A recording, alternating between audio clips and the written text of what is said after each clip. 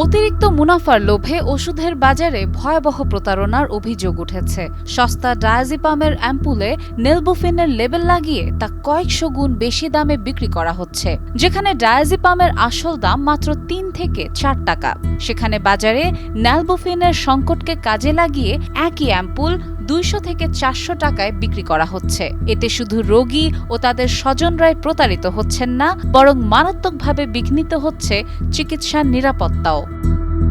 সম্প্রতি সামাজিক যোগাযোগ মাধ্যমে এ ধরনের অপকর্মের তথ্য তুলে ধরেছেন কুমিল্লা সেন্ট্রাল মেডিকেল কলেজ ও হাসপাতালের চিকিৎসক অধ্যাপক মশিউর রহমান মজুমদার।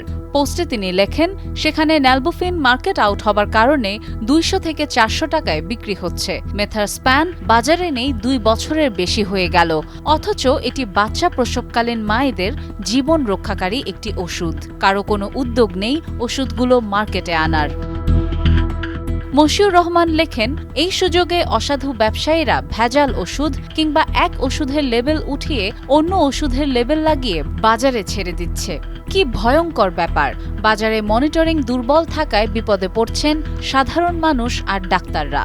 এদিকে সাবেক অতিরিক্ত সচিব মাহবুবুল কবির মিলন সামাজিক যোগাযোগ মাধ্যমে এই বিষয়টি তুলে ধরে ক্ষোভ প্রকাশ করেছেন। তিনি লিখেছেন, চমৎকার বাংলাদেশ, সোনার বাংলাদেশ। যারা এই জাতি নিয়ে স্বপ্ন দেখে তাদের জন্য করুণা ও ঘৃণা। সাদিয়া ইসলাম, টাইমস টুডে।